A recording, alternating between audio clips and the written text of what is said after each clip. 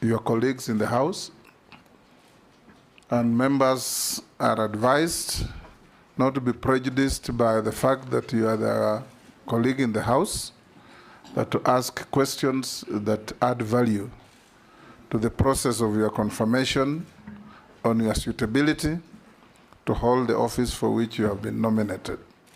For the record, I'm the chairman of this committee, the Speaker of the National Assembly. On my right is the Deputy Speaker, Gladys Bose. We have Jeremiah Ndombi, the Deputy Clerk, sitting in for the clerk, and I'll invite the members to introduce themselves.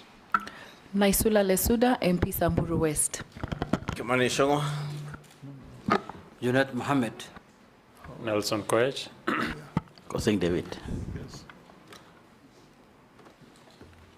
Turn to your right. Masemeri, Teso South. George Gitonga Mrugara Tharaka. Owen Baya Kilifi North. Robert Mbui Kadhiani. Stephen Mule Matungulu. Didoraso Saku. Abdi Shurie. Mishi Mboko Likoni. Rehab Mukami Nyeri. Caleb Amisi Saboti. Engagement will be with you taking an oath before you answer any questions. We have the Holy Bible, the Holy Quran, and the Holy, is it called Gita? Yes, the Hindu holy book. Which holy book do you swear by? I will use the Bible. The Bible. Take it in your right hand and recite the oath. I, James Opiyo Wandayi, do swear that the evidence I shall give before this committee on the matter under its consideration shall be the truth, the whole truth, and nothing but the truth. So help me God. Thank you. You may sign on the oath.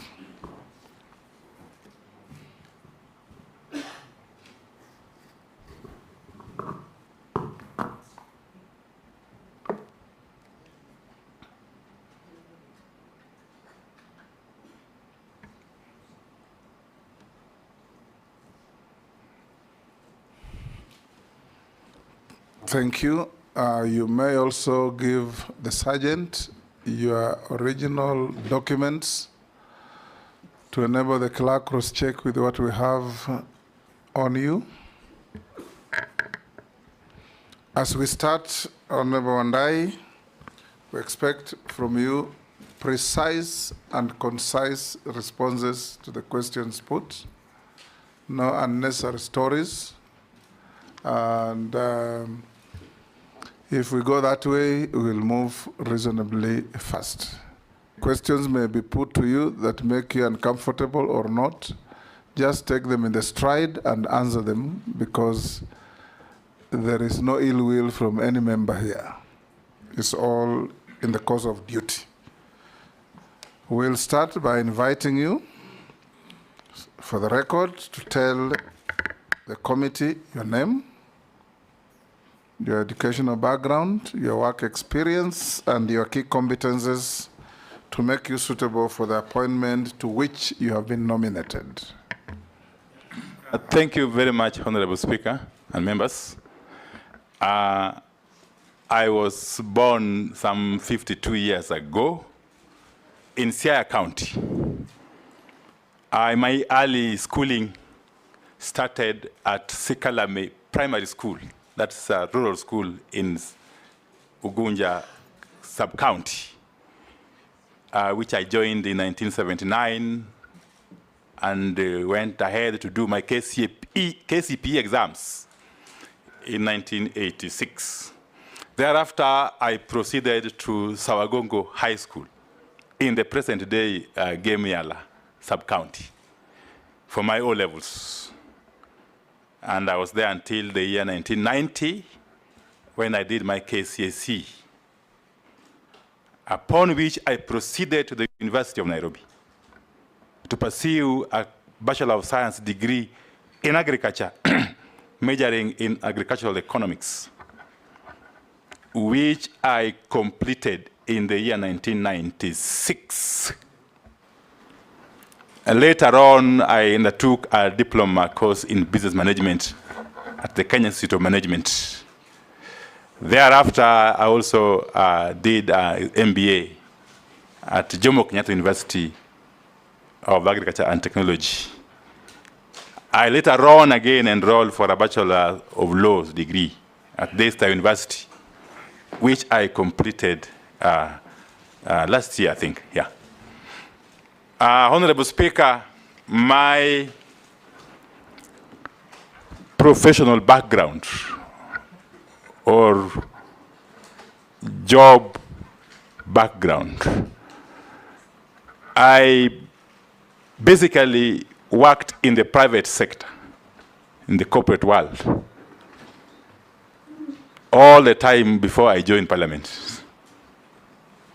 As a matter of fact, I joined the British American Tobacco Company in the year 1998 and worked for a whole 14 years before I resigned in early 2013 to join Parliament. During my stint at British American Tobacco, first I started as a fairly junior officer dealing with the extension services within the tobacco growing regions of Korea, Migori, Bungoma, Teso, Dhaka, finally Nairobi, and eventually Uganda. But I rose steadily through the ranks, Honorable Speaker, from an field extension officer to an area manager. Later on, I became the regional manager for Western Kenya, based in Malakisi, a place called Malakisi in Bungoma, between Bungoma and Teso, I think. It's in Bungoma, actually, yes. And specifically in Sirisia constituency. I stayed in Malakisi for 7 years as the regional manager for BAT, where I was basically undertaking the business work for the company in charge of managing the contract farming business.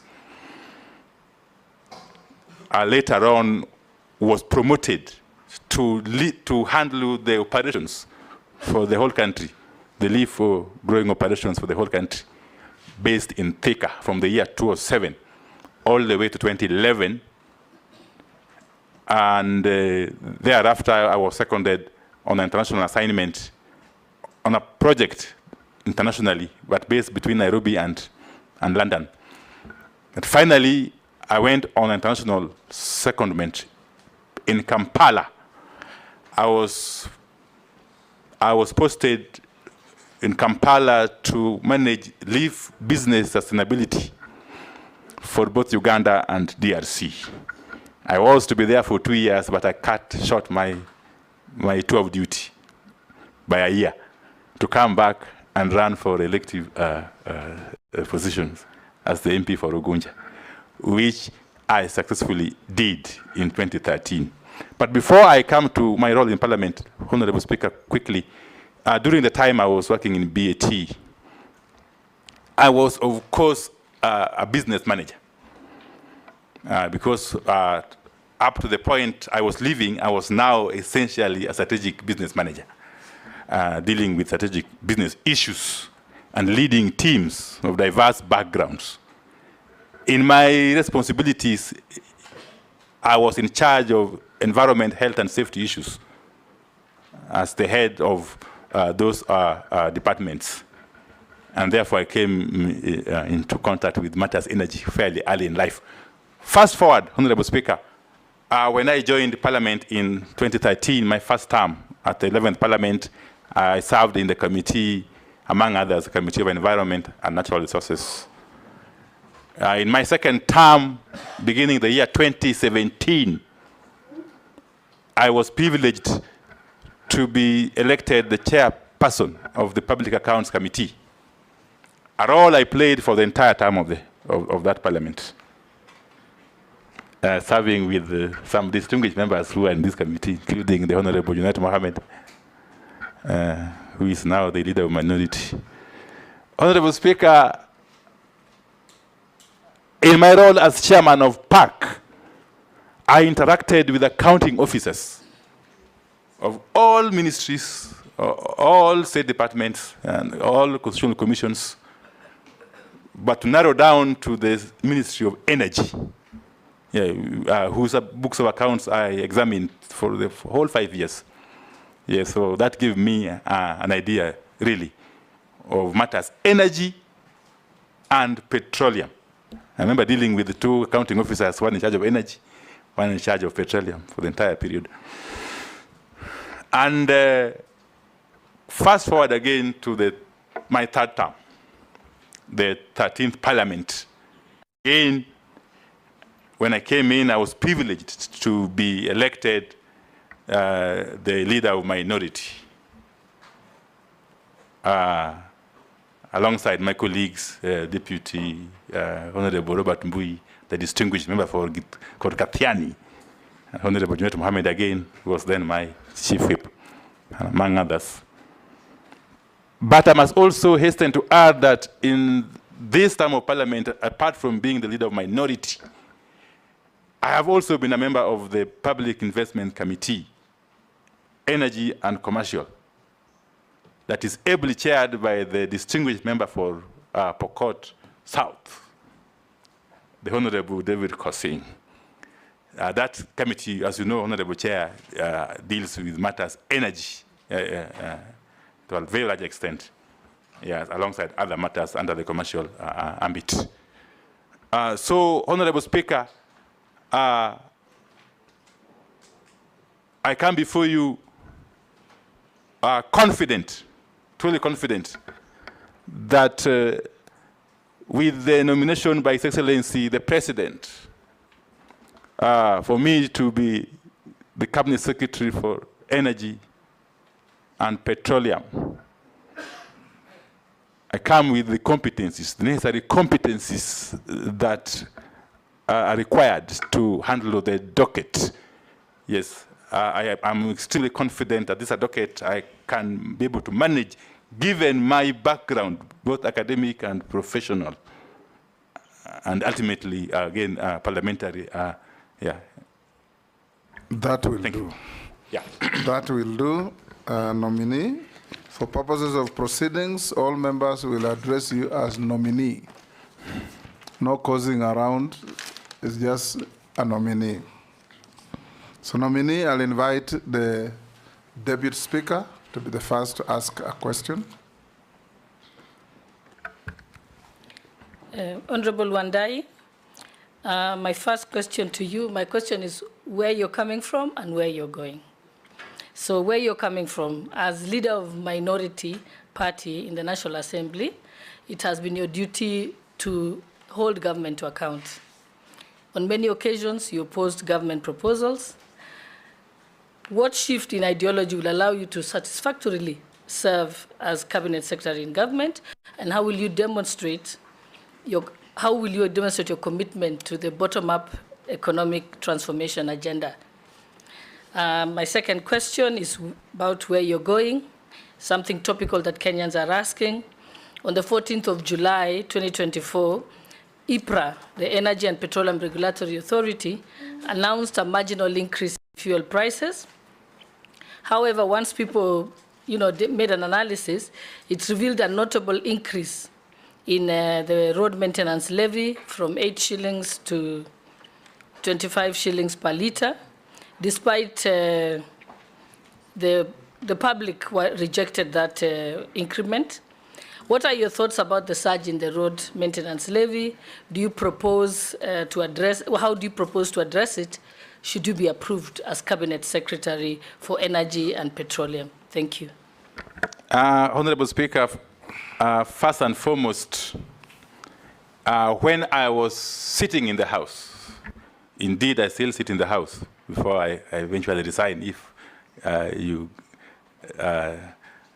agreed to approve my nomination. Honorable Speaker, I was simply playing my role. And it must be understood clearly that under the Article 94, 95, and 96 of the Constitution, Parliament, regardless of which side you are sitting, has got a collective duty to oversight the executive, okay, to legislate and also to present our electors. It only follows that I happen to have come from the party to which the president and his executive do not belong. And let me say this, Honorable Speaker, because there's a misnomer here. People tend to think that it follows, it goes without saying that the president and his team must come from the majority side. In America, for instance, you know very well, yeah, that despite President Joe Biden being a Democrat, the leader of majority in the House of Reps is a Republican. Okay? When you go to the Senate, it's the vice versa. But therefore, I was simply playing my role first and foremost as a member of Parliament under Article 95 of the Constitution. Okay? But above all, I was the leader of the minority, and therefore I was leading my troops in putting the government or the executive to check without any prejudice. Secondly, Honorable Speaker, there is no contradiction whatsoever in what I believed in then and what I believe in now. I simply believe that I've been called to perform a national duty. And as a patriotic Kenyan, I have responded positively to the call, Honorable Speaker. And therefore, I will be open to so, scrutiny. Honorable Wandayi, that's exactly what we wanted to hear, because the Kenyan public Yes. wanted to hear and have that assurance. Thank you very much. So I think you've explained it well. Thank you very much. It was not to put you on the defense. It was just for the country to understand the shift. Secondly, What's the next question? the issue of fuel prices is a very emotive matter, extremely emotive. But I will come to it perhaps later. For now, let me just say this, that the road maintenance levy is one of the levies and taxes that constitute the ultimate pump price of fuel. Unfortunately, it doesn't fall within the remit of my ministry if I get approved. The road maintenance levy is a levy which is proposed by the Ministry of Transport and Roads. And it goes through the normal process of parliamentary approval, I believe. Thank you. Majority Leader. Thank you, Honorable Speaker. CS Nominee, you have said that nothing changes in the things you believe in. And I want to believe if nothing changes, your publicly known stand on the fight against corruption will continue being so even when you join the ministry, if you are approved. And in view of that, you do know the problems that pervade the power sector, especially in regards to the cost of generation of power and what is offloaded to the Kenya Power and Lighting Company. That independent power producers in this country, over the years, since the early 60s and 70s, to date, continue to sell very expensive power to KPLC, while that power that we generate from Kengen, including the green power in Olkaria and Marsabit wind power, the solar farms in northern Kenya, are much cheaper. Will Kenyans, or can Kenyans trust you that when you take office, should you be approved, that you will literally do what they call biting the bullet and fight the power cartels in power generation and sale with the PPA agreements that are there, to make sure that Kenyans eventually can enjoy lower costs of power? Because there is power that is cheaper and it's there. But we are still on thermal energy. When we have cheaper geothermal energy, we have cheaper wind energy, we have cheaper solar energy. Can we get that assurance from you that you can bite the bullet, relook at many of those contracts, of course, within the law that were procured corruptly to the great detriment of the people of Kenya. You hold, we'll take another one. Janet? Thank you, Mr. Speaker. Mr. Speaker, I want to put to the nominee that, Mr. Speaker, the nominee is somebody known to me very well, having been his whip for now 2-3 years in Parliament. And there is somebody who believes, the way I know him, he stands with on what he believes. But having said that, I want to tell him that working in Parliament, the way we have worked in Parliament together as a whip and a minority leader, and working in the executive are two different things, two different ball games completely. Having said that, I want to ask him that there are issues that are of energy in nature that require immediate attention. For example, issues of electrification. You know very well, nominee, that there are places, you know and I know, who have not seen electricity since God created Kenya. They are still in darkness. You know very well that those places have suffered quite some time, and they need urgent help, attention. But promises have been given year in, year out by people who have taken up jobs like the way you're taking.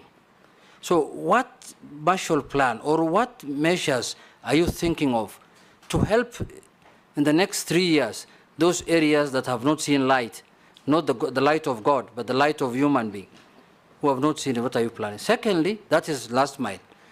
My final question is, this country, the way it is now, and your predecessor, the nominee that was holding your docket, has come here to be vetted on for another docket. He has said that the networks and the systems of the electricity has gone down because of non-repair or something like that for many years. So it requires a lot of money to be upgraded. And I asked him about these shutdowns that happen in the country that affect airports, that affect even hospitals sometimes. I am praying that it does not happen when you are the minister, if you are approved. But what are you thinking? What are you planning to do about that matter? Because Kenyans are sick and tired of missing electricity without any notice. Thank you very much. You can answer those. Yes, Honorable Speaker. Let me start with the Honorable Majority Leader's question about corruption within the energy sector and whether I am prepared to deal with it. Honorable Speaker, my stand on corruption also remains unchanged. I may not be an angel, but I can tell you, Honorable Speaker, throughout my life, yes, I have fought very, very seriously against corruption in all its manifestations.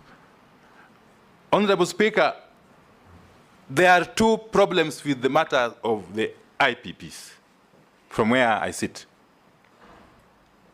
And I want to explain a little bit. First and foremost, our energy sector has undergone or is supposed to be undergoing what we call unbundling.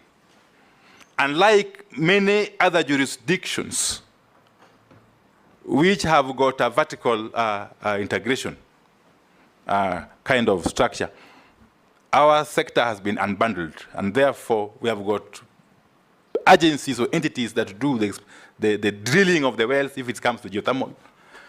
There are entities that do the generation of power itself, entities that transmit, ultimately entities that distribute to the consumers. Honorable Speaker, we have these IPPs largely at the generation level, where they compete with state entities such as KenGen and to some extent even GDC. And I'll come to that later again. Honorable Speaker, when it comes to the point of generation, I have noticed a problem that I will have to tackle head on. One, you know that in our mix of energy sources, geothermal is one of the clean energy sources and the cheapest. In fact, Honorable Speaker, Kenya is lucky. It is the 6th largest source of geothermal and in the world. In the world, Honorable Speaker. We are lucky because if you had a look at a satellite image or picture of the Earth, we fall within what you call the ring of fire. Those are areas where we have got geothermal resources worldwide.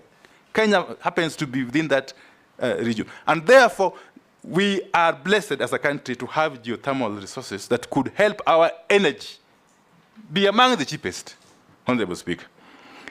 But what do you see? GDC, which is supposed to do what we call de-risking, yes, because not every private player can do the drilling of the wells.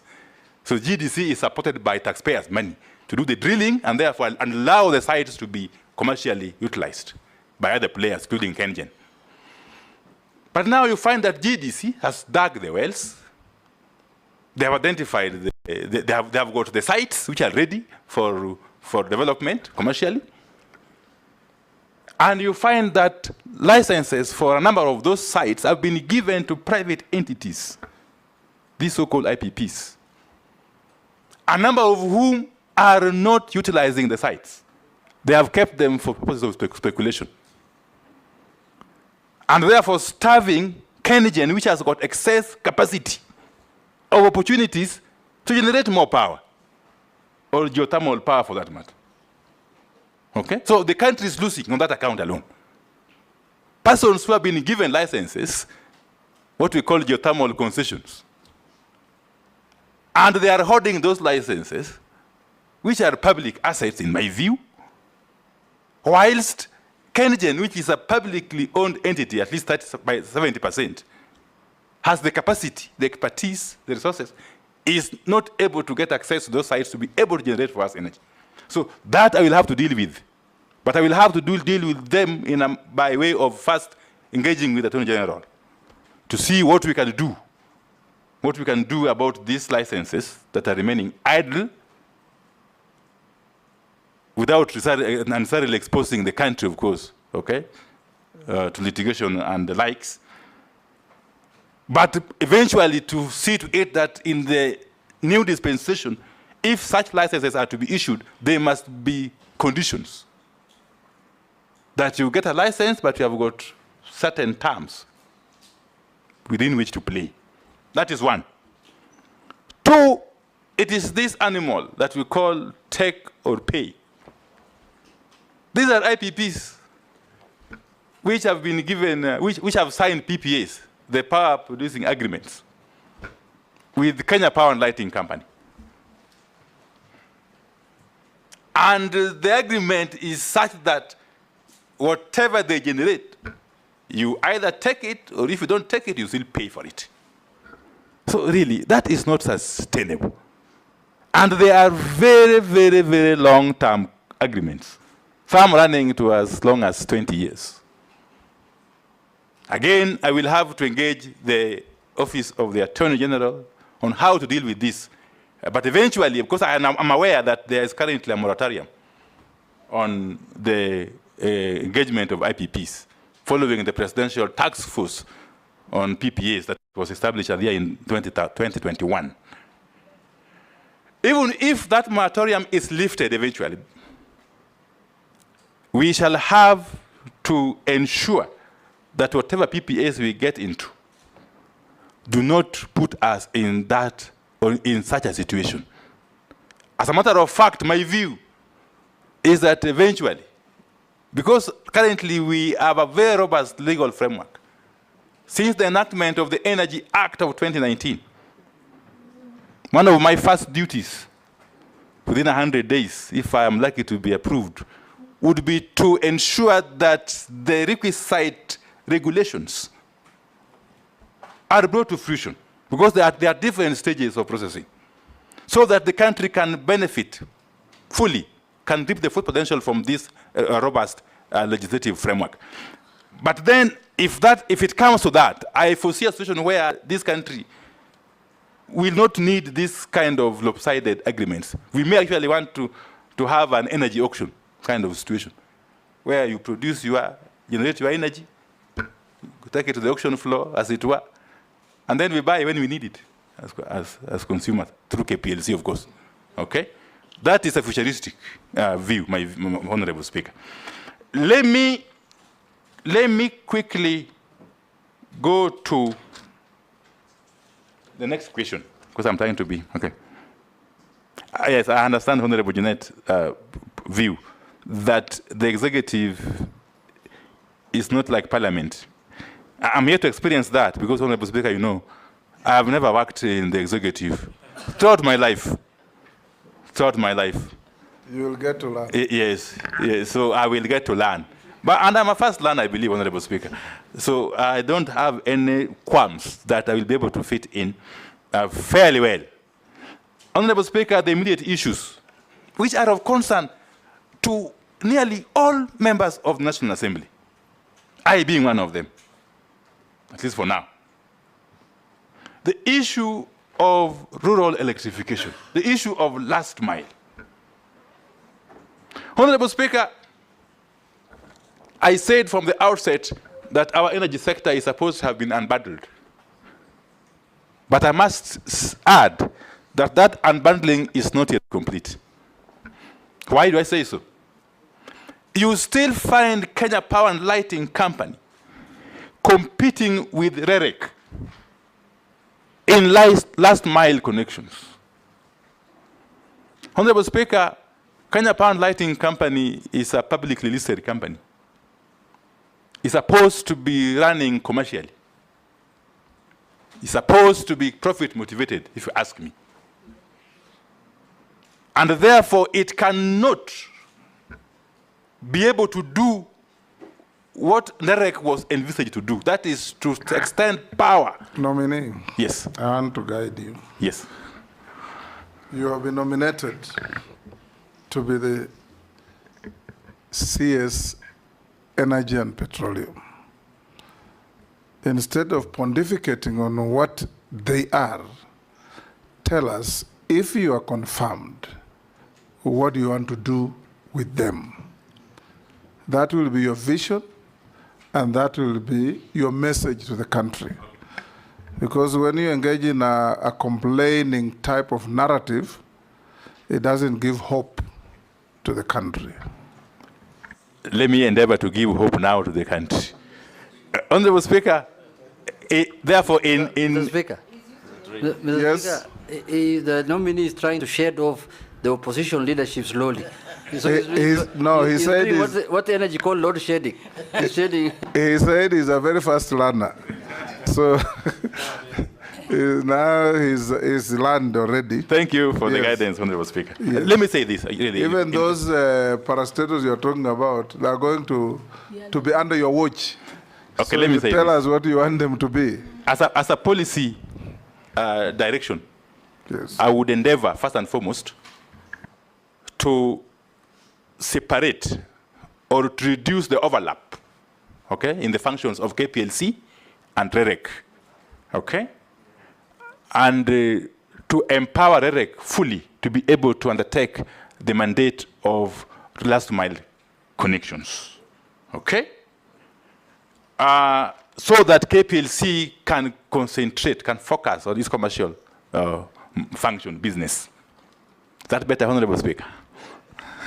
You are trying. Okay. Yes. Finally, Honorable Speaker, on Honorable Jeanette's question, it is indeed true that we have got fairly dilapidated infrastructure, especially for transmission. Again, you must also understand that these are legacy problems. Before the coming into being of KETRACO, it was the sole duty or mandate of KPLC to do the whole business from generation to distribution. Some of this infrastructure was inherited, and some improvements have been done, but there's still room for further improvement, especially if we have to take electricity, optimally to those who need it, Honorable Speaker, we have situations where we are not able to evacuate power from the generators, okay, to the end user because of lack of transmission capacity. That's something I'll be working closely with the agencies in my docket to be able to fast track the modernization of the infrastructure. And especially when it comes to the last mile connectivity, we are going to work closely with REREC together with KPLC again, by way of engaging with the development partners to be able to finance this process. I'm aware, Honorable Speaker, before I conclude, that there was a proposal in the now defunct Finance Act 2024 for some money for each constituency. But as a matter of fact, 50 million shillings. In the budget, yes. In the budget, yes. Now that has been removed in the wake of the withdrawal of the Finance Bill 2024. But let me assure my colleague members and the public generally that even with that, all is not lost. We are going to work very systematically with the REREC and KPLC to engage the development partners to help us finance this function. Indeed, even as we speak, there is a project going on which is being funded by the World Bank, okay, in terms of extending powers to those areas where the national grid has not reached, what we call the off-grids. And they have been very helpful, Honorable Speaker. I must commend the management of both KPLC and REREC, because as we speak, there are islands on Lake Victoria which previously had no power. And since the national grid cannot be extended to those areas economically, they have resorted to the off-grid power production, which is really helping those areas. We want to extend this to other areas, especially the far-flung areas of northeastern, okay? Yes, to use solar power to be able to light up those areas. Thank you. Yes. Naisula? To the nominee, there has been talk about breaking Kenya Power's monopoly. I want to hear your view. This is a conversation that Kenyans have had for a very long time. Shouldn't Kenya have a choice, depending on your, the costs, the operational efficiency, and all that, whether people should be able to have a choice?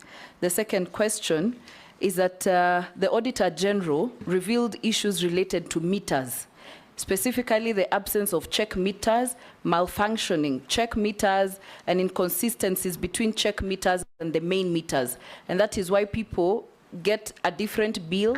It doesn't match. And so I wanted to ask, these are the cartels we have discussed for the last 2 days, people who don't want this country to move forward.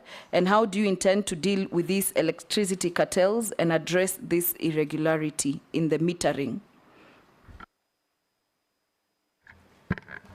Yes, Nelson, we'll take a bundle before you unbundle.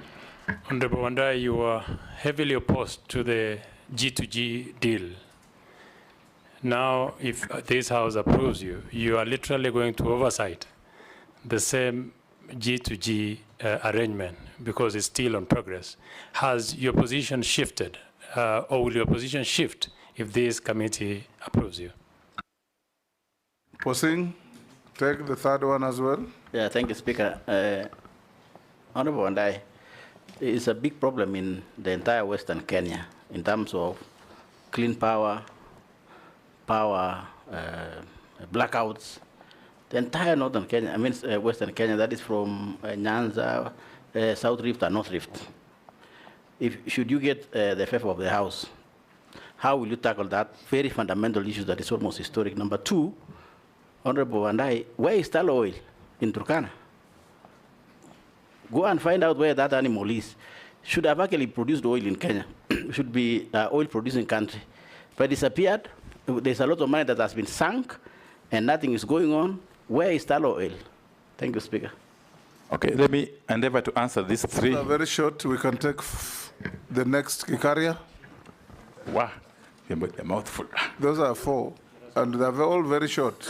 You should answer them as with brevity the same way they are asked. Thank you, Speaker.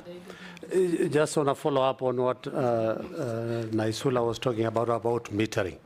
This is just maybe having been in the energy sector for a while, maybe you need to consider REREC going to the point of even metering a customer, because what happens is that REREC is given the option to take that drop of a wire to a customer, but now they leave the metering to KKPLC, who never take it, and we have over like 3 years. You take 3 years before you're metered. I think it is important for you to look at the metering being done by REREC, and then REREC can be able to inform KPLC for purposes of them now starting to do the charging.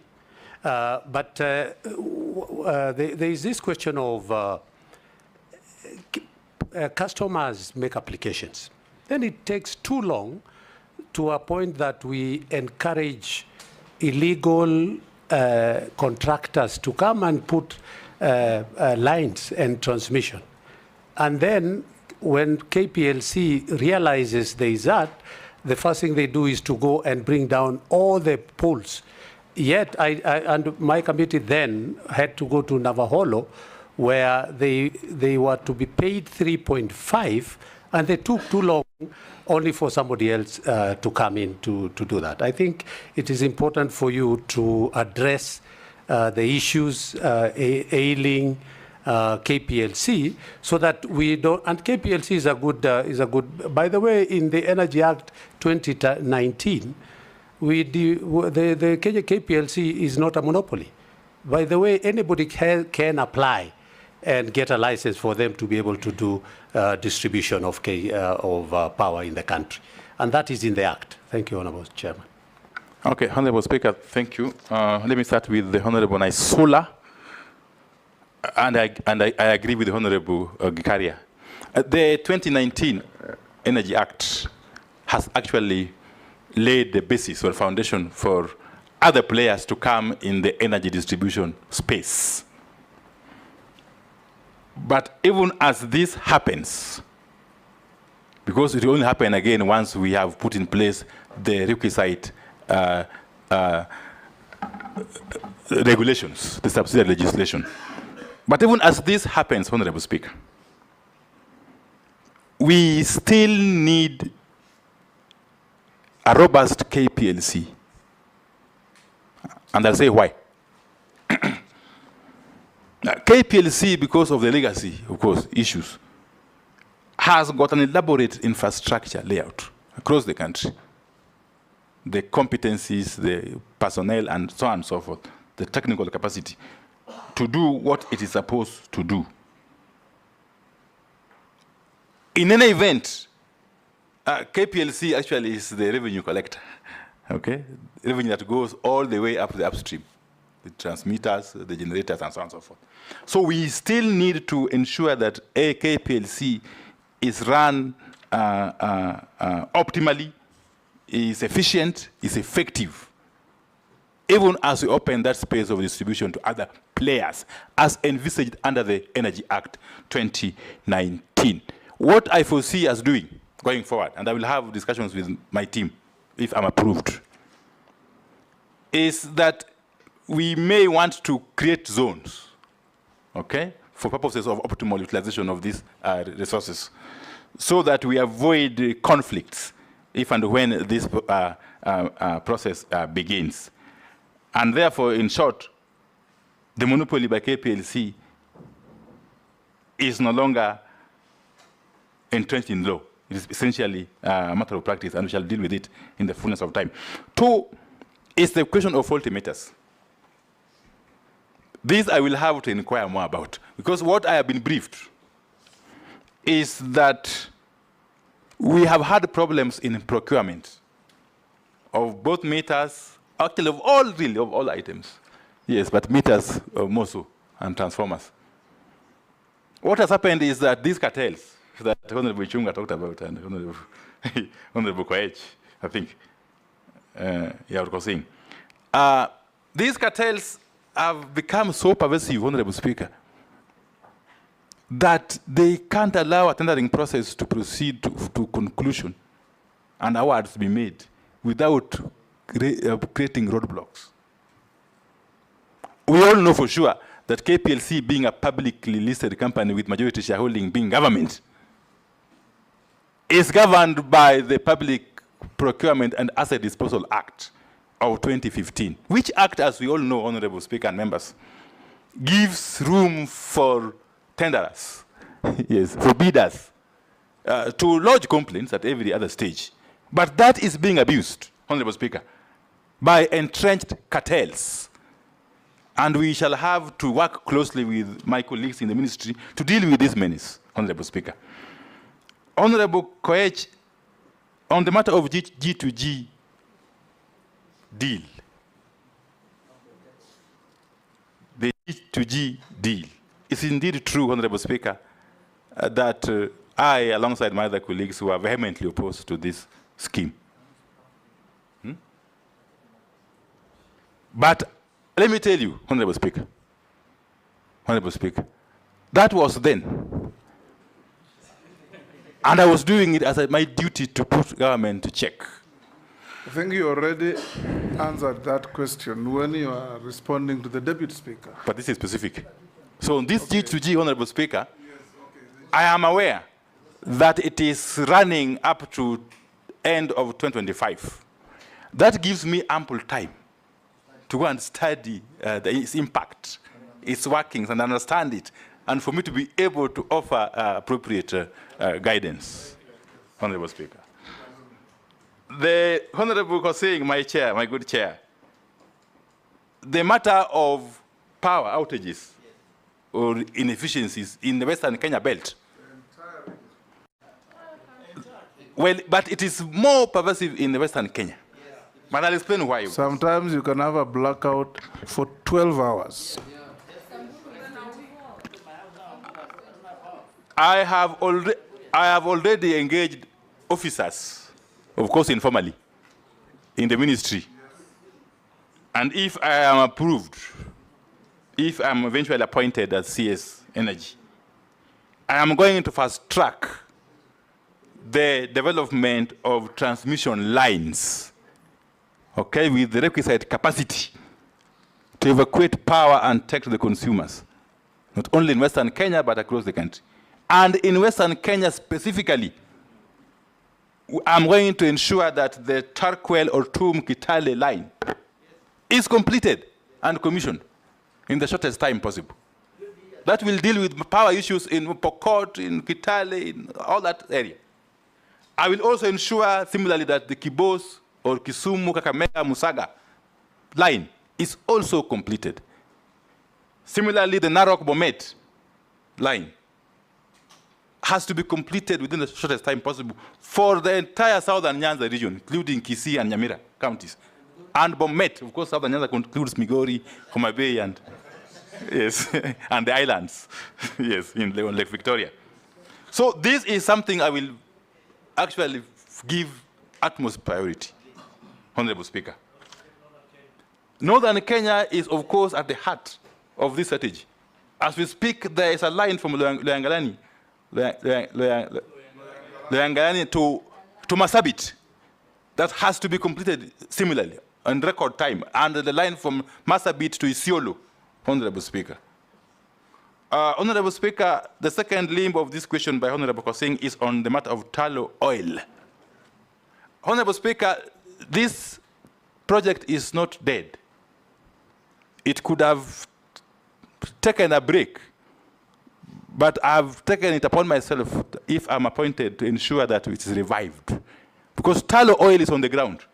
What it lacks is the requisite financial capacity to be able to commercially develop the oil reserves in the lower Lokichar, in the South Lokichar basin, Honorable Speaker. We are going to work closely with tallow oil, with the guidance of the Attorney General, to source for a strategic partner who can bring in some financial capital to be able to have this project completed. But again, time is of essence, Honorable Speaker. Honorable Speaker, you know that Kenya is a signatory to the Paris Agreement on carbon emissions. Kenya is a signatory to the Paris Agreement on carbon emissions. And if you recall, the outcome of the conference, the UN conference on climate change, COP27, in Egypt in 2022, if we don't move with speed and extract this oil in Turkana, we may be time-barred because we shall face serious restrictions, including even restrictions from potential financiers, because the world is moving steadily from fossil fuels to clean energy, Honorable Speaker. And Kenya is not an island. And therefore, I'm going to treat this matter of tallow oil and the oil in South Lokichar Basin with the utmost urgency. Honorable Gikaria, my good friend, member for Nakuru East, I agree with him totally. Nothing stops CREREC from putting in place meters. They can actually do the last mile up to the point of metering. Okay? And then a framework is established for handover to KPLC for purposes of billing, Honorable Speaker. This will create synergy and enhance efficiency and contribute to customer satisfaction, Honorable Speaker. Again, the matter of applications taking too long, I have discussed. And I've been made aware of the bottlenecks that the utility companies have been facing. This, again, we shall work on. The question of illegal connections is not necessarily a matter of delayed in processing applications. The matter of illegal connections will still be there even if the applications are processed on time. And we have to deal with it separately or differently. And my proposal, and it's a crime, you know that. It's a crime, of course. Yes. It is a crime, but we must also live with the reality that some of these areas where this practice is rampant are not easy to access, even by the officers of Kenya Power and Lighting. Yes. Yes. So we are going to work on a proposal, of course, together with Parliament and the Attorney General, to pursue an option of bulk metering. Okay? In those kind of situations, the Kenya Power and Lighting can be empowered to identify one entity or one person who will then be billed, and then he distributes the power to the rest of the law already consumers. allows them to do that. Why don't they? Yes, that's why I said from the outset, Honorable Speaker, that I will... Anyway, you are not the minister, so... I will need to address it when you... first track the issue of the regulations, yeah. We'll go to the next batch. We'll start with Robert. Thank you, Mr. Speaker. To the nominee, you know, when Jubilee came into power in 2013, they marketed the last mile connectivity very, very well. In fact, citizens were of the opinion that they would all be connected within like a month or so. And so that has brought a lot of pressure on members of parliament, because whenever people are not connected, they have this belief that the member of parliament is seeking to only power some areas in their constituencies and not others. I would like you to, from your opinion, you know, having of course studied the situation, to tell us what will you do to ensure that this pressure is taken out of members of parliament, because members, you know, the public thinks it's our issue. Now, the other issue is an issue of public confidence, Honorable Wandayi, in that office, and considering that you have been also with us in the minority, you know, and I'm saying this because you know what Kenyans out there have said, and it will be important for you to address them from this point. What can you tell those Kenyans that believe that you took advantage of the young Kenyan demonstrators, some of whom who died while they were demonstrating, so that you could negotiate your way into government?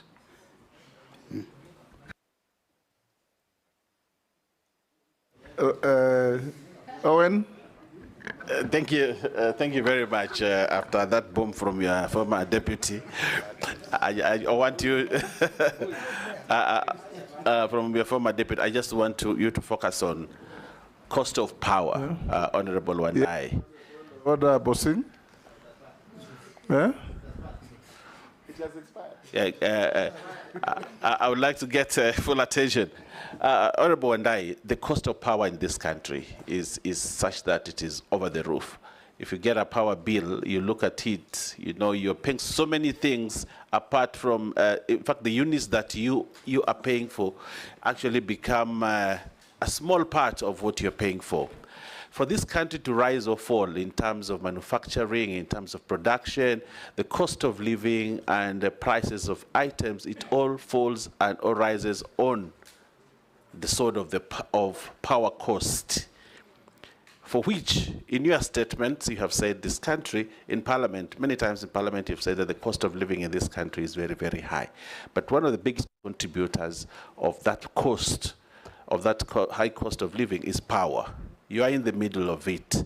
Apart from thinking about reticulation of power, apart from thinking about all these other things, you have a big elephant in the room. How do you bring the cost of power in this country to reduce the cost of life and also to increase manufacturing, industrialization, and all those other things? Thank you, Honorable Wandayi.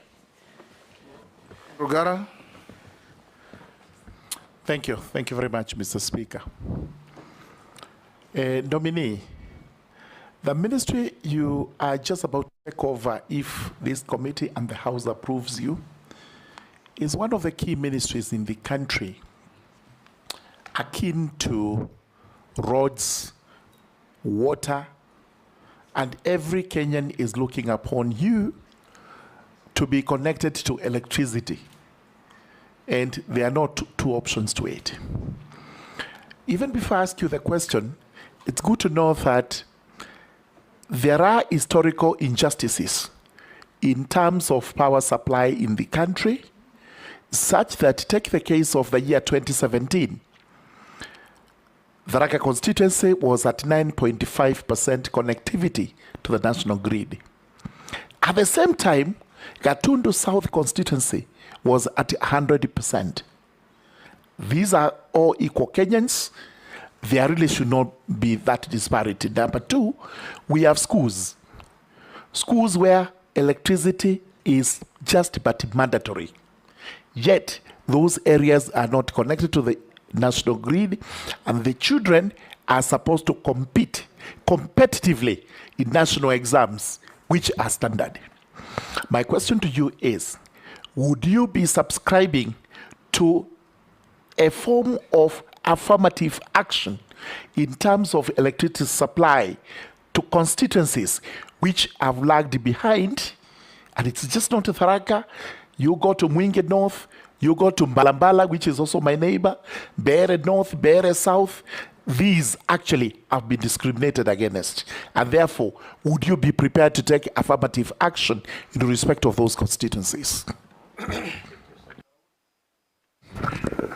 Thank you, Mr. Speaker. To Honorable Opiyo Wandayi, the nominee. My colleagues have talked about electricity. You have talked about the transformers. Do you see we need to move away from oil-based transformers, because every other day you will hear people removing the oil from the transformers, and we have got transformers which do not work sometimes, or we have got a shortage of transformers. So do you see, will you do research? Because I've done, if you go to the Western world, you do not see any transformer, and I know you've been there. So you do not see transformers there. Do you think we can have KPLC having a company where it will be having fiber optic? I know they are doing it right now, but because of the ICT of this government, to deliver fiber optic to each and every place, because it's a vast network, as you have spoken about it. The last one is about the Kenya Pipeline Refinery. Your predecessor, if you are confirmed, who was here, Davis Chirchir, he said they were looking at it once the oil which Honorable Posing has talked about the Tullow oil and all that once it's done. But I believe if that refinery was there, we could even get cheaper fuel and refine it the way it used to be. So do you think it is possible under your watch if you are confirmed? Thank you. Okay, thank you very much, Honorables. You can answer those. Honorable Speaker. Yes, indeed it is true. That is with respect to Honorable Mbui's question, that members of parliament are facing serious pressure from the public on the matter of last mile connectivity in the respective constituencies. Because again, it has been taken for granted that this is the work of the MPs, okay? Which they have been doing, of course, very diligently in collaboration with the REREC. Honorable Speaker, what we need to do, in my view, is to properly resource REREC. Properly resource REREC as we work on the efficiencies for this rural electrification to be fast-tracked. As we speak, the data I have is that we are at about 76% penetration. That, of course, is theoretical. Because, you know, in some areas, it's as low as 10%, while in others, it is over 100%. Yes. So I'm very much alive to that fact. In fact, we need also to bring on board counties, county governments. Honorable Speaker, under Schedule 4 of the Constitution, the counties have a role also in energy, also in street lights. Okay? What has happened in the past is that REREC has been able to build street lights, which street lights go off soon after they are commissioned for lack of payment of bills and maintenance, which they presume is the mandate of the counties, Honorable Speaker. So my view, this state of affairs is not tenable. We must make a decision, and I'll be coming back to Parliament. Okay? We must make a decision as to whether to empower REREC fully, to be able to be in charge of this street lighting, up to including payment of bills. But more importantly, if we can now move away from the grid, national grid, and establish solar street lights, okay, which would be easy to manage in the long term. That's a discussion we must have urgently, because these are important facilities.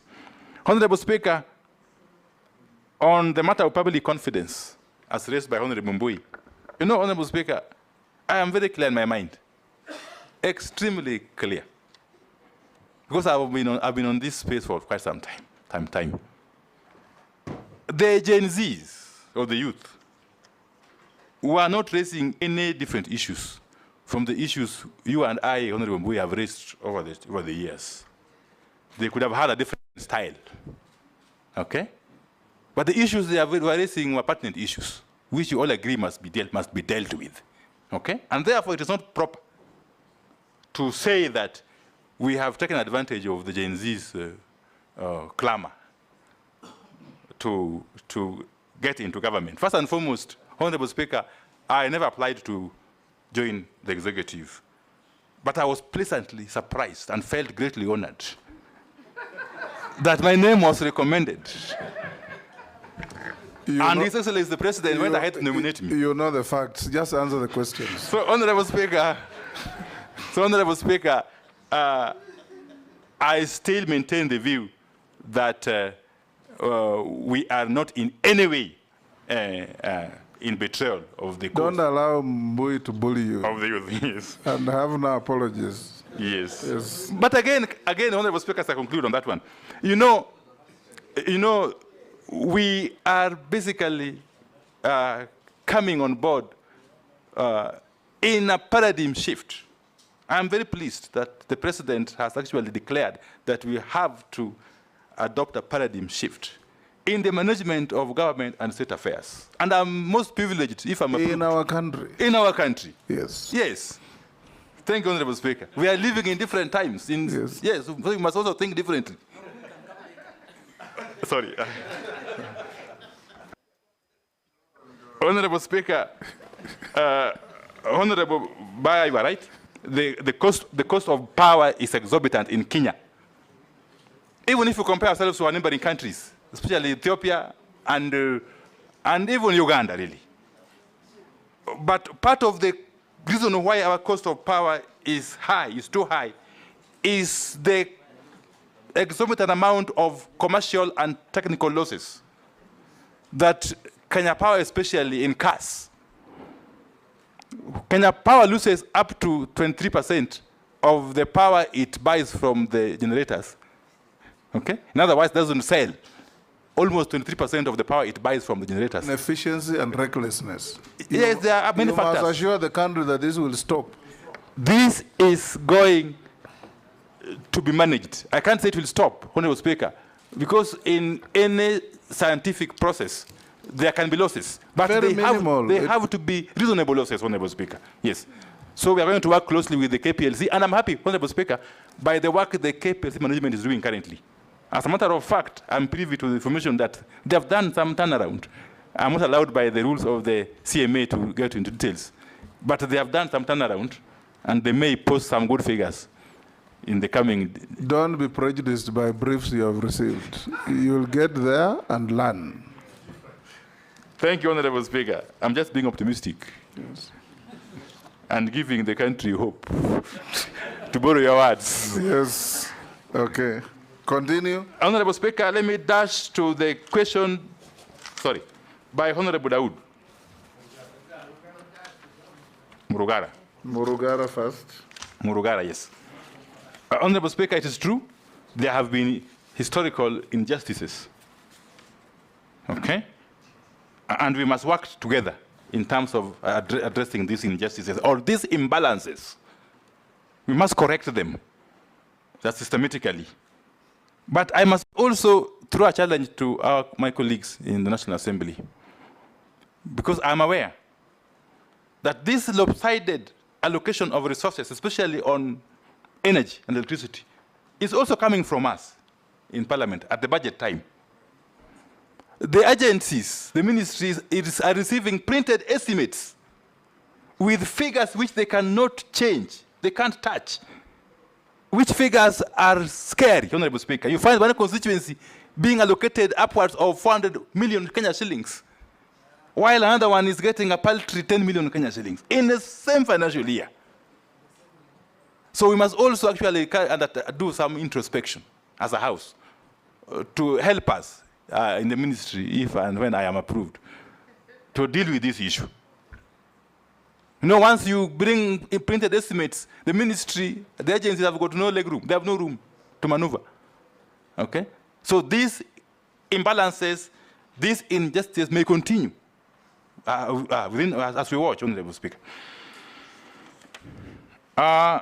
There is also the issue of solars for schools. There is currently a very robust project being undertaken by REREC, the solar for schools.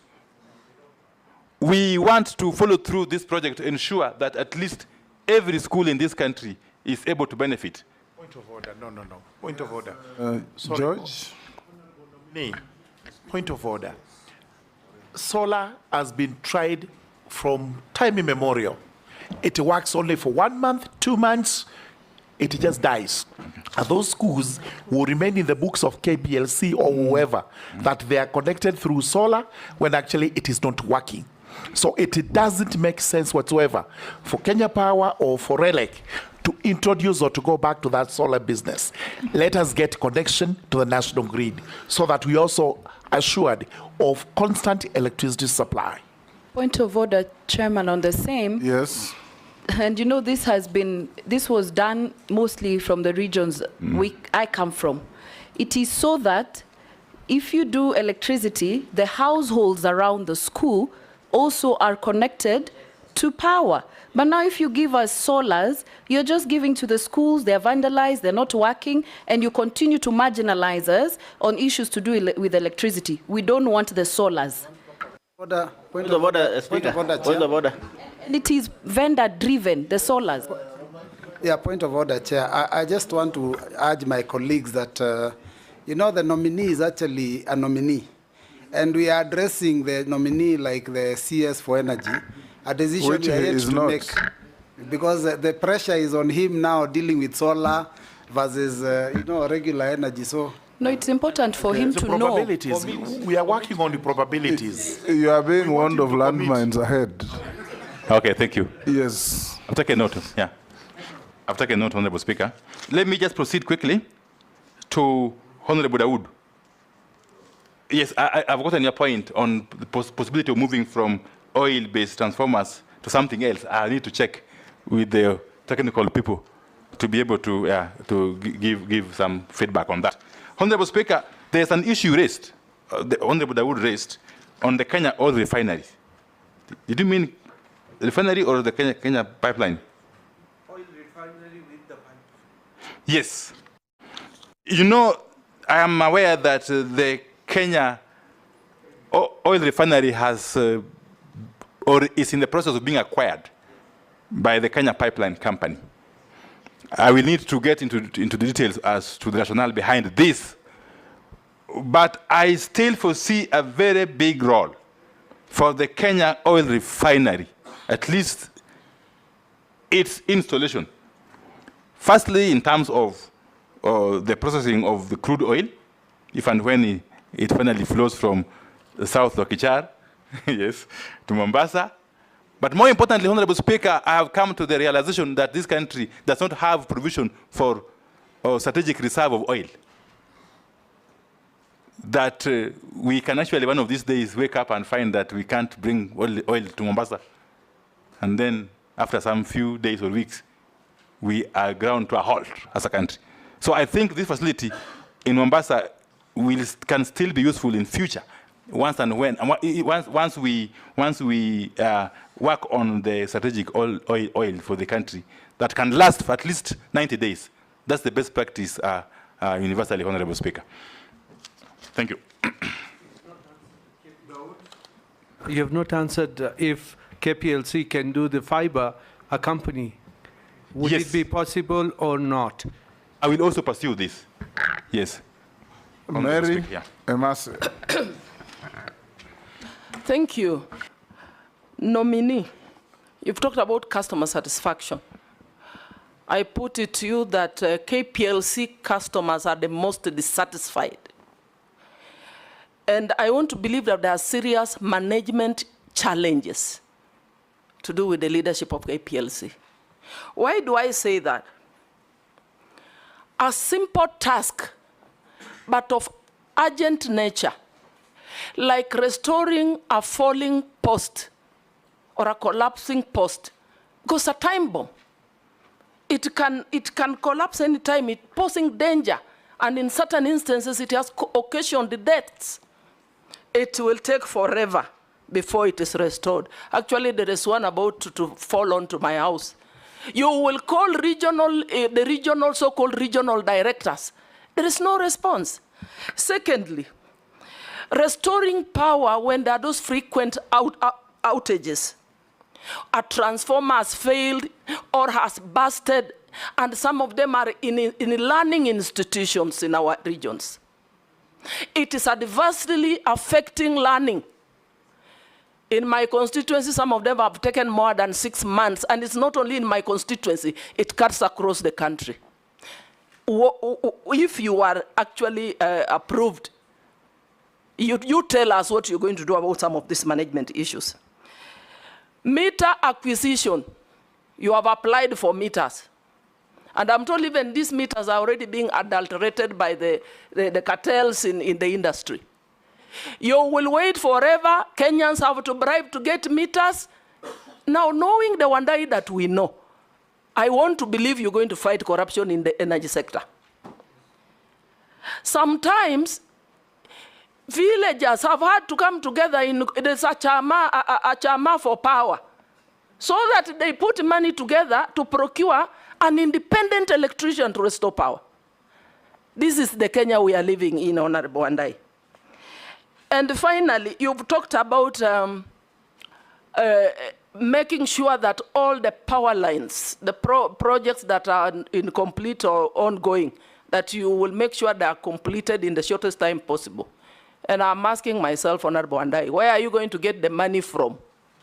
Because after rationalization of the budget and the collapse of the finance bill, which you strongly objected to, reject the bill, can you tell us where you're going to get resources to finance all those projects? Because I want to believe the reason they are incomplete is because of funding. Thank you. Thank you, Honorable Speaker. Nominee, there are some key transmission lines that are yet to be constructed. And with the shrinking revenue and reduced headroom to borrow, what are you going to do to ensure that they are done since the country needs them? Honorable Mishimbo. Yeah, thank you, Honorable Chairman. Honorable Chairman, my first question is on environmental concerns. And I'm talking about the proposed Lamu coal power plant. I know there have been some opposition from environmental groups concerned about the impact on the local ecosystem. So my question is, how will you balance energy needs with environmental protection? My second question, it is on the issue of the project dubbed the Lake Turkana Wind Power Project. I know you were once the chair of PAC, and I was also in the committee of PAC, and this matter kept on coming and coming each and every time. This project was at a tune of 70 billion, and so many billions had been already utilized. So I just want to ask you, do you see that the taxpayers' money had some value to where we are right now in regards to that Lake Turkana wind? I know you are not yet the Minister for that energy. Maybe you're going to be approved. I want you to check on this, because a lot of money have really been utilized, and yet we don't see any tangible results from that. My last question, it is in reference on what happened in Embakasi on the 2nd of February, where there was the explosion, and so many Kenyans were killed and some were injured. Again, there was an explosion by the petroleum tanker in Sashangwani about 11 years back, the other one at Molo. So my concern is, what safe standard measures are you going to put in place to ensure that we save Kenyans from such fatal accidents and any other times? I thank you, Honorable Chairman. Sharia. Thank you, Honorable Speaker. Mheshimiwa Wandayi. And as my colleague Murugada said, Balambala is connected to the national grid. And when we have power outages, you can imagine in my constituency, just to repair some lines took 7 months, and the people of Balambala were in the dark for 7 months. I appreciate KPLC. I've been trying to call them to fix, which finally they said they will this week. Kindly, can you, if approved, could you look into the turnaround or how fast they can attend to faults within the line? Because you can imagine a whole constituency which produces almost 54 megawatts and adds it to the national grid through solar, being in the dark for 7 months. How will I explain that to my constituents? So kindly look into that. I thank you, Honorable Speaker. It doesn't require kindness, it requires responsibility. You know, he was my leader, so sometimes I have to treat him with the same respect that I did when he was my leader. It requires responsibility. Nominee, can you answer those? Okay, thank you. I'll try to be brief. And again, Honorable Massa is spot on. Yeah, the matter of customer satisfaction is known to all of us in terms of services by KPLC. What I think, without really going into details, because I'm here to assume the office. Honorable Speaker, what I think KPLC requires, and it's a giant company, actually employing over 10,000 people. What I think KPLC requires is an urgent, what we call business process reengineering, to look at the totality, okay, of the architecture of the management of KPLC processes and functions. Honorable Speaker. Two is the question of transmission lines that are yet to be completed. Honorable Speaker, some of the lines, actually nearly all of the lines that I mentioned earlier on, that I will try to fast track their completion, have got funding. Okay? They have got funding as we speak. And most of the funding coming from development partners. So my work will be to work closely with the agencies responsible to have these projects completed within the timelines that are stipulated. The Honorable Mukami, again, is basically speaks to the question that has been raised by Honorable Emasi. Yes. And I will work closely with you if I get the honor of being approved, yeah, to see to it that this is done, the matter of completion of these transmission lines. Honorable Mishi, yes, the question of carbon emissions is very serious. But again, we shall have to work closely with all stakeholders to strike a balance between energy needs of the country and environmental protection. That delicate balance will have to be struck, Honorable Speaker. Yes. Just on the same. Yes. If you allow me, Mr. Speaker, I don't want to allow myself. Thank you. I would like to ask you a question on nuclear energy. You know, there's a proposal in my... It's not the same. No, He it's... was answering a question on coal. That is called, this is nuclear. How can it be the same? It's different. Yes. Let him finish answering those questions, then I'll give you... Thank you, Mr. Speaker. Honorable Speaker, Lake Turkana wind project. Honorable Speaker, for sure, this is a matter again of public notoriety. I kept hearing about it when I was in the last parliament, I think.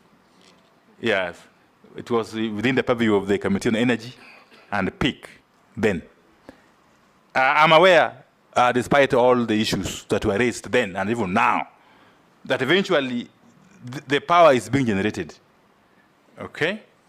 As a matter of fact, Honorable Speaker, in our total installed, out of our total installed energy capacity, which is about 3,200 megawatts, the wind power is accounting for about 460 megawatts or so, the bulk of which is from this Lake Turkana wind. So I will take time once I assume, if and when I assume office, to establish more details surrounding this project, yes, and to draw lessons from it that could inform our future engagement with similar projects. Yeah.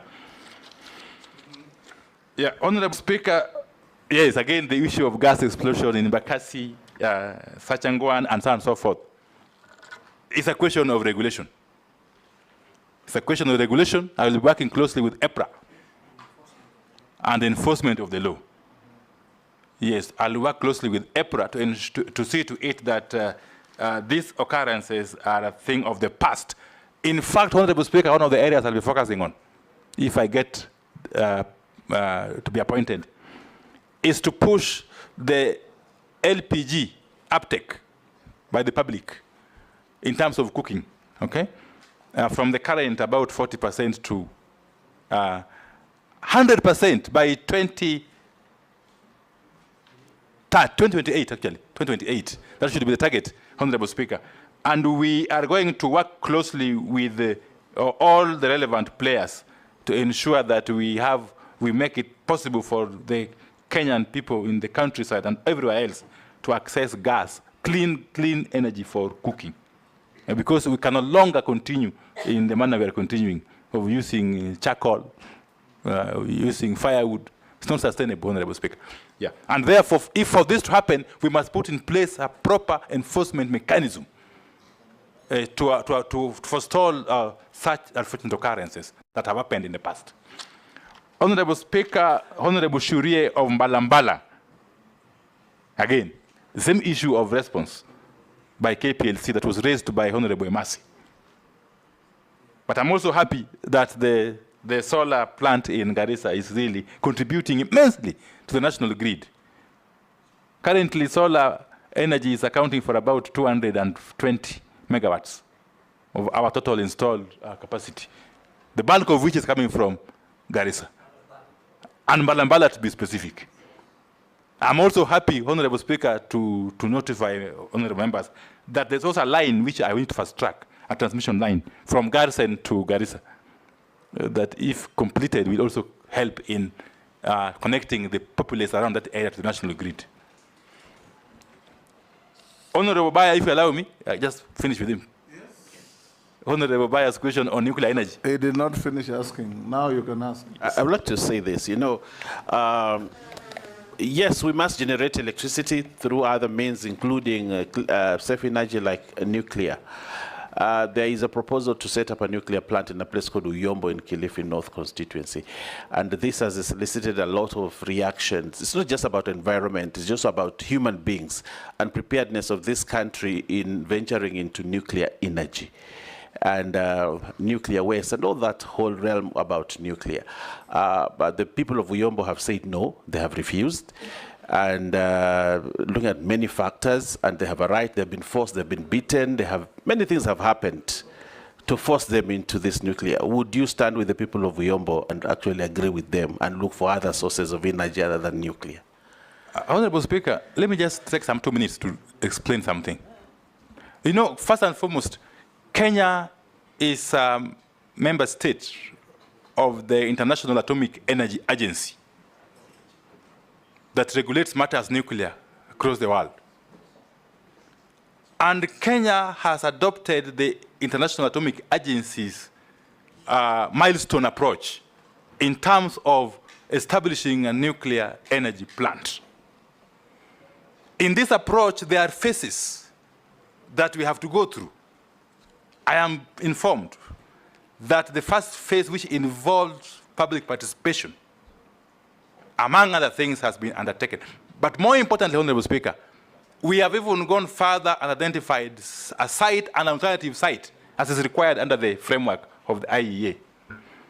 And the site, Honorable Speaker, is in Kwale County. The alternate site is in Kilifi County. The alternate site is in Kwale County, Honorable Speaker. What I want to assure honorable members, even though I haven't assumed the office, is that once I assume the office, if I do so, I will revisit the matter. Not as a way of stopping it, but as a way of encouraging more holistic involvement of all stakeholders as we move forward. Because this country, Honorable Speaker, my view, that is my personal view now, needs nuclear energy. It is not only clean, but very cheap. Correct. It will only rival geothermal energy in terms of contributing to our base load, Honorable Speaker. Thank you. Russell. Thank you very much, Honorable Speaker. Honorable Wandayi, I think for your information, Lake Turkana Wind Power evacuates 360 megawatts to the national grid. But Marsabit, the main town in the area, is on on diesel generators. That is the inequality that is there. So my question is, in Vision 2030, we as a country project to be a middle-income country and industrialized. But that cannot happen without having power, because 3.3, I think, gigawatts is not enough power to seriously run industries. And there are also many interests in the power sector, cartels, big corporations who have interest. There are many who have preceded you. I really want to hear from you, what is it different that you are likely to do? Honorable Mbuya said something, Juneta said something, and you come from some other corner. Maybe you bring a new type of thinking to all this. Maybe you will share with us. Thank you, Honorable Speaker. Thank you very much, Speaker. Honorable Wandayi, the nominee, I want to look at Kenyans and to tell them what new formula are you going to bring to the energy sector to see the pump of oil in the petrol station go down and to see the purchase of electricity in this country goes down by at least 30%. Thank you. Thank you, Mr. Speaker. I just want to follow up where Honorable Imase left, Mary. Billing of Kenya Power, if you do get through, if there is wrong billing, you have to pay before you even complain. It's like KRA. So if you do go in, would you probably talk to them and, if there is a dispute, of course you don't pay the whole thing. Thank you. Honorable Speaker, beginning with the Honorable Rasso's question, yes, it's indeed true that the Turkana power, wind power, the energy from it is not going to Marsabit. Okay? And of course, this is a factor of transmission, Honorable Speaker, which I said earlier on, yes. And in fact, there are now plans to take it down to Mombasa. Yes, to Mariakani. Yeah. So I think we still have to look at our transmission network and see how cost-effectively we can re-engineer it to serve the country better. Honorable Speaker, Honorable Rasso has spoken about a very serious issue here. Kenya, of course, aspires to be a middle-income economy. This is according to the country's Vision 2030, which is in line with the East Africa Community's Vision 2030 also. Yeah.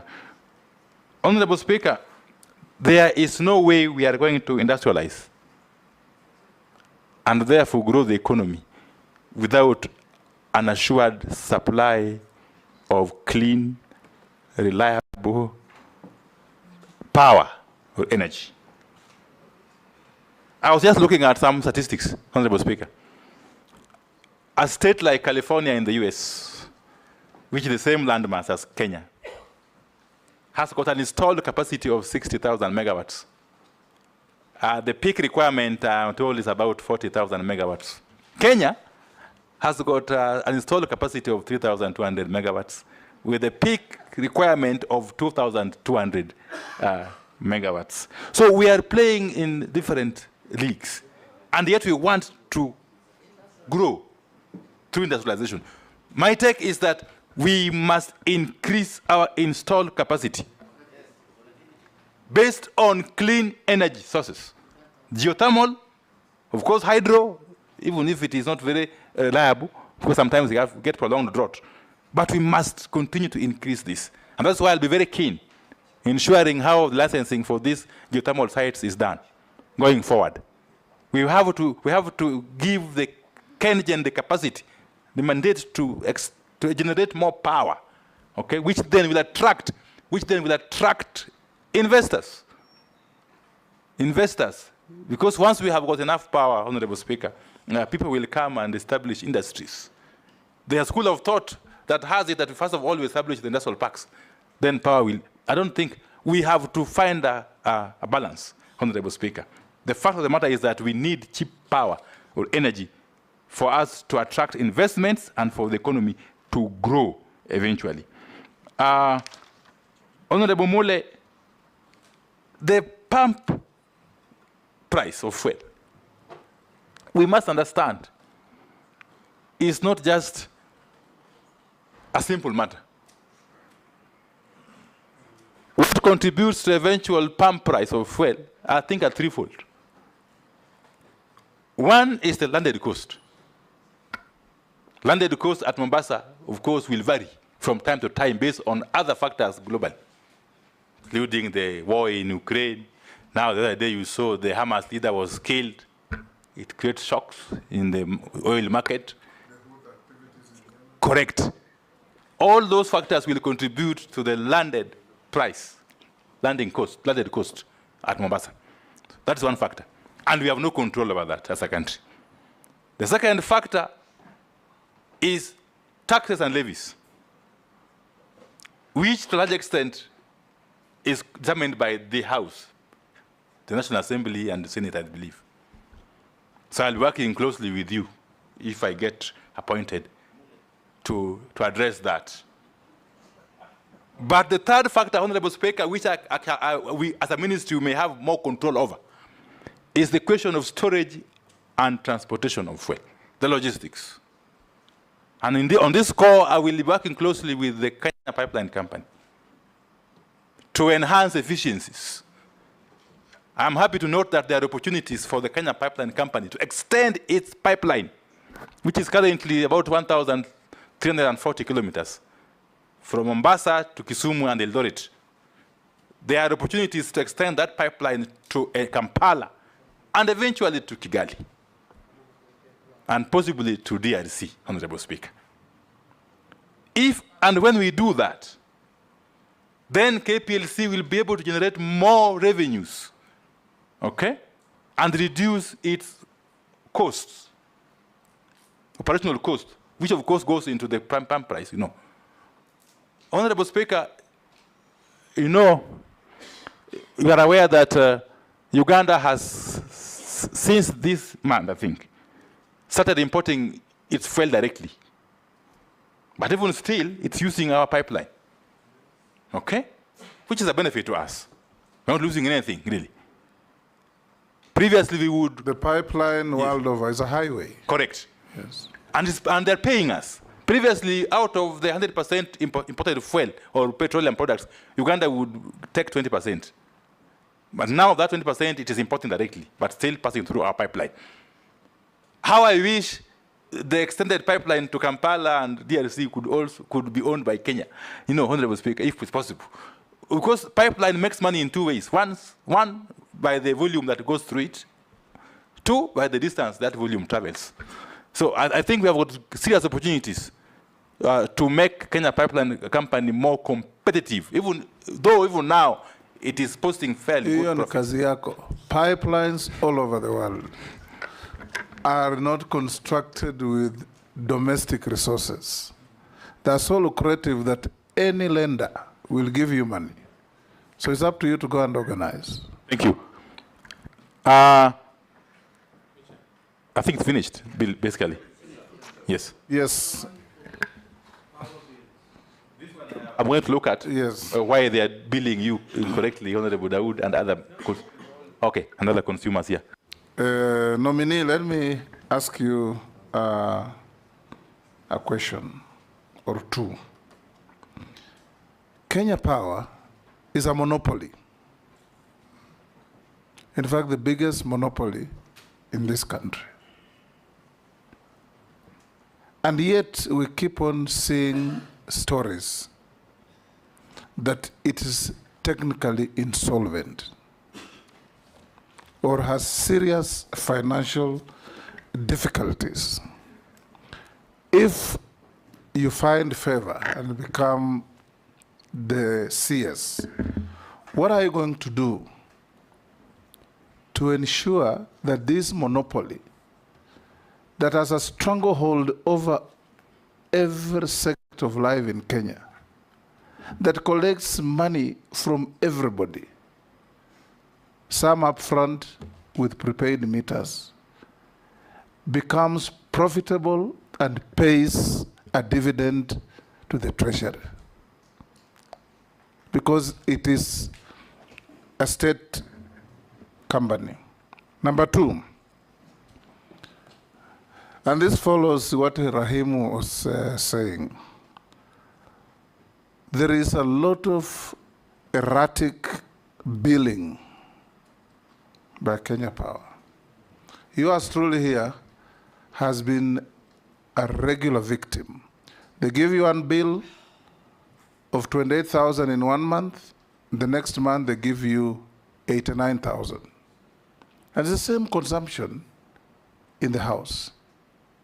There is one time they gave me a bill, Nominee, of 550,000 for a month. And they came and disconnected my power from the pole. And they're the only supplier, so you have to pay. What are you going to do about this? Then you had Mbalambala MP. A breakdown has taken 7 months without fixing. will you consider, if you are confirmed, to sit with KPLC and give them strict timelines and schedules within which to respond to public needs? If there's a breakdown, it should not take more than a day, time allowing or not allowing 2 days, but 7 months is unacceptable. If you are confirmed, you know, we are giving, and the government has done very well for the last over 10 years. Schools have been connected with power in many parts of the country. But if you go to these schools, if you turn up as an MP, the first thing you are told is, we have not paid our electricity bill. Please help us to pay. Would you consider having an arrangement where schools and public institutions are charged subsidized rates so that they do not pay commercial rates like industries, factories, and other households? So that in some schools you go, there is power connection, but the only thing it's used is teachers charging their phones, nothing else. They cannot afford to use it for anything else. So if you can consider that. Lastly, if you are confirmed, you know, I was the first electricity regulator in this country, you remember? At that time, when we carried out a study, there was in the Southern Africa countries called the Southern Power Pool, where Zambia, Zimbabwe, South Africa, Botswana, Lesotho, Swazi were all interconnected. So if there was a shortage of power in Zambia, it automatically flows in from the connection in the pool and vice versa. Would you consider working with your counterparts in the region to create a power pool for the East African countries, including Ethiopia that now has enormous capacity after the Renaissance Dam, so that we can, in times of straits like droughts, it automatically flows into Kenya, there is metering, and we pay for it? Thank you, Honorable Speaker. I will answer them in the reverse. And I agree with you. We have no option but join in the East Africa Power Pool. First, as a way of creating for our actors additional market. So that if we do what we are promising to do of increasing our installed capacity, then excess energy can find an outlet, Honorable Speaker. And in the converse, if we are short of energy for whatever reason, we can get energy from the neighboring countries within the pool easily into our national grid, Honorable Speaker. There are no two ways about it. The issue of possible subsidy for schools is a great idea in my view, Honorable Speaker, and it's an issue I may have to pursue and see to what extent it can be actualized. If and when we adopt it, it looks very revolutionary because the schools are actually suffering a great deal in terms of struggling to pay these bills. And the issue of erratic billing by KPLC, which was clearly indicated earlier on by Honorable Dawood. The issue of KPLC profitability, despite being a monopoly. Honorable Speaker, I said from the outset that in my view, based on what I've seen on the desk, my desktop analysis, the KPLC would require nothing short of a business process reengineering. But then, if and when I get appointed eventually, I will have to have a sitting with the KPLC management and other players to dig deeply into the matter of KPLC, so that when eventually we prescribe solutions, the solutions that will have long-lasting impact for the benefit of the people of Kenya, Honorable Speaker. Thank you. I've sent a few questions. Some have been put to you and you have answered. Will you end KPLC monopoly? That I've just asked you. And corruption in the petroleum industry, what will you do about it? When you will revamp oil drilling in northern Kenya? I think this you have all answered. Another one says KPLC sacked 40 staff in Mombasa in 2020. When they appealed, the managers who had sacked them sat on the appeal and summarily dismissed it. Will you intervene if you are confirmed? Then other one, yes, Maya? The other one is, what strategies do you plan to implement to reduce or eliminate power outages and improve the reliability of electricity supply across the country? This you have answered. Can you outline specific measures to enhance the efficiency and capacity of the national grid? You have answered. Illegal power connections not only result in significant revenue losses, but also pose serious safety risks. What steps will you take to curb illegal power connections and ensure that all consumers are legally and safely connected to the electricity grid? How will you collaborate with law enforcement and other relevant agencies to address this issue comprehensively? I think you have also touched on that. And finally, it's to also indicate to you, nominee, that in comparable jurisdictions like Philippines, power losses amount to just about 5 to 6%. And here you talked of what, 40%? 23%. It's unacceptable. Owen? Yeah, I have a question here from one of the people watching. It says, hello, Mheshimiwa, my name is Kibor, an employee of KPLC and a skilled contract. Can you ask Honorable Opiyo why we've stayed almost 5 years under contract, yet they bring unskilled employees instead of hiring us? And it says, we have 892 skilled fundis who are under contract in KPLC, and they have refused to hire. You are not a minister. You will not answer that. And you are not solving industrial problems in KPLC. Yes, you are being vetted. Yes. Honorable members, we'll now, yes, Mary? From? No. You have? Go ahead. One only. Sorry. One is from a Kenyan who is complimenting you and saying if you open the refinery, they'll have opportunity for internship as students. The other one is asking, how long does it take to compensate a Kenyan whose house was burnt in 2022 through a transformer fault? So if you get to office, how long will you take to compensate such Kenyans? Honorable Speaker, I think if I am lucky to be appointed, I will take up these issues with the relevant persons in KPLC here. Yes, nominee, can you answer the following questions?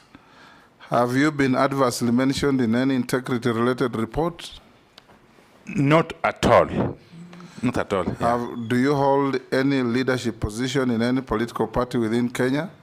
No, I'd resigned last week from both ODM and Azimio La Umoja coalition party. What is your net worth? My net worth is about 530 million Kenya shillings. 530. Made of? Well, it's largely cash, a little bit of cash, real estate, a lot of interest in real estate, developed, and also farms. I have farms all over, Honorable Speaker, in Siaya. In Siaya. You've been buying out your neighbors? Not really. I also have a farm in Narok, Honorable Speaker. I've got some plots in Kitengela. Yes. In Migori, yes.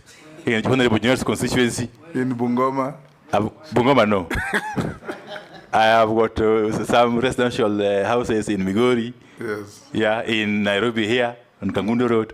Yes. That is unsolicited information. Nominee, unless you are otherwise lawfully held, we received how many? 13 memoranda on you. You responded to all of them satisfactorily. Your documents have been checked with what we have, and they have been found to be in order. You are therefore released to go about your duties. You know, you are a member of this committee. Ordinarily, you are a member of this committee. Yes, I know, Honorable Speaker. Yes. Yeah, thank you very much. You are not allowed to participate in any of the proceedings in this regard. Most obliged. Thank you. Actually, we have not discharged him from the committee. Once he leaves Parliament. Yes, once you... You need to discharge him now. Honorable Speaker, thank you very much. And I want to thank you for the manner in which you have conducted this process up to now. And can only look forward to your favorable consideration when you retreat to do your report, Honorable Speaker. Thank you, Honorable Wandayi. I'm delighted that for a change, you can plead.